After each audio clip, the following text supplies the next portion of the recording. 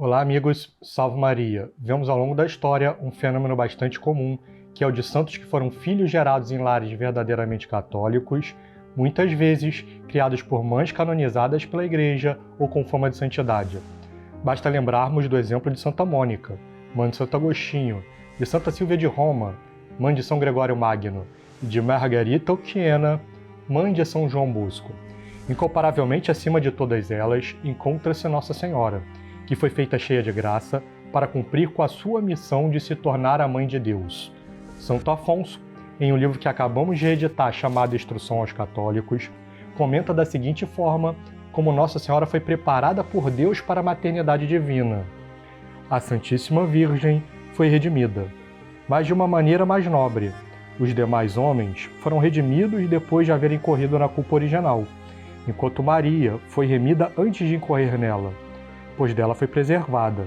E isso foi um privilégio singular justamente concedido àquela mulher bendita entre todas as mulheres, que estava destinada a ser a Mãe de Deus.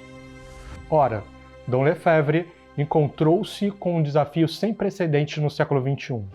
Enquanto o mundo caminhava para uma ideologia estranha à fé católica, o bispo francês marcou uma posição firme em favor do que a Santa Igreja Católica sempre ensinou, e em favor da Santa Missa de sempre.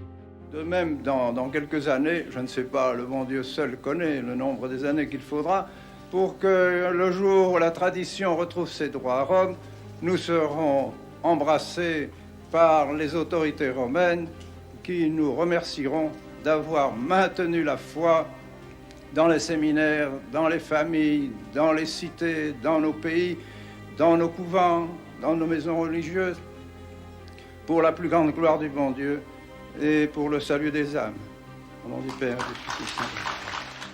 Desta forma, não deveríamos ficar surpresos se víssemos nos pais de Dom Lefebvre verdadeiros cristãos aos moldes de Santa Mônica, Santa Silvia de Roma e de Margarita Oquiena. Por isso, queremos compartilhar com você um dado surpreendente sobre a mãe de Dom Lefebvre que estava escondido dos católicos brasileiros, até o dia de hoje. A senhora Gabriele Lefebvre veio de uma família católica do ramo industrial, sendo a quarta de 7 filhos.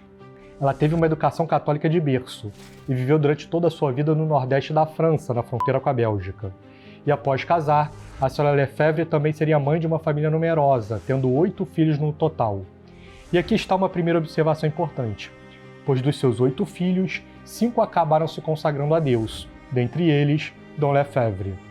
E toda a vida da senhora Lefebvre foi focada em oração, na frequência aos sacramentos com a Santa Missa diária, no cumprimento dos seus deveres de Estado e na ajuda ao próximo.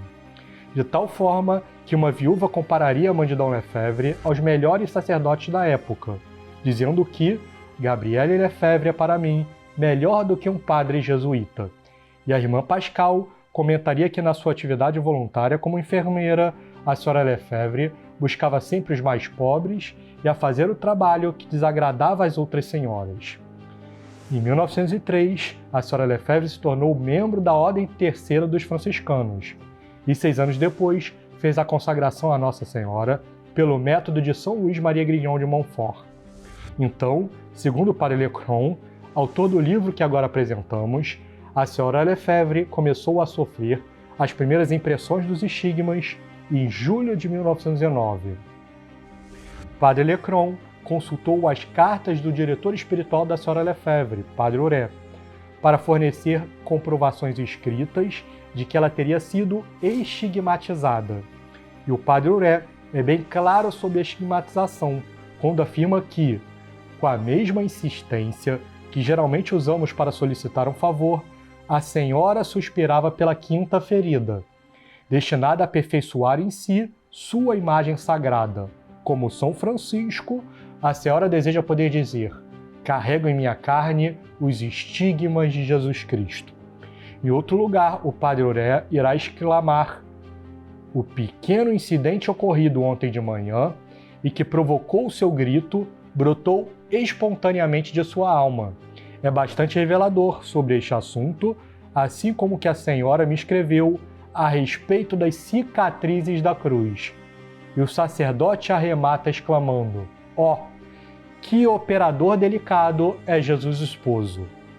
e no ano de 1918, o padre irá se dirigir à mãe de Dom Lefebvre nos seguintes termos: quando a senhora se encontrar sem testemunhas, junte as mãos sobre a ferida do coração e repita em nome de seus direitos: Vinde Espírito Santo. A senhora Lefebvre viria a morrer no ano de 1938.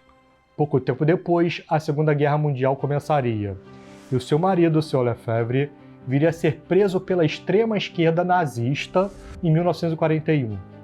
Na prisão em Bruxelas, o Sr. Lefebvre diria para uma de suas filhas que morreria como católico, francês e monarquista, pois para ele, no estabelecimento de monarquias cristãs, que a Europa, o mundo, podem reencontrar a estabilidade e a verdadeira paz.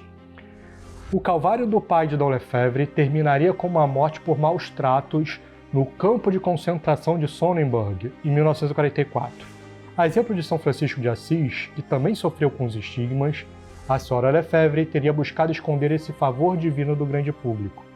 E para complicar a nossa compreensão da natureza dos estigmas, o padre Lecron não detalhou como foram os estigmas ou por quanto tempo eles teriam durado. O ponto a favor do depoimento do padre Lecron é a própria data da biografia. Sendo escrita em 1948, ela veio a público cerca de 20 anos antes de Dom Lefebvre despontar como um dos maiores bispos da história. E assim sendo, podemos concluir que ela foi feita sem intenção apologética e sem qualquer anseio de defender o nome de Dom Lefebvre.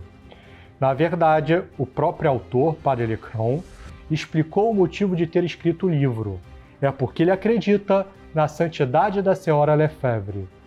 Os estigmas da mãe de Dom Lefebvre podem ajudar a uma reflexão de nossa parte sobre a santidade da causa de Dom Lefebvre, em defesa da missa de sempre e da tradição bimilenar da Santa Igreja Católica, fora da qual não há salvação. E que viva Cristo Rei!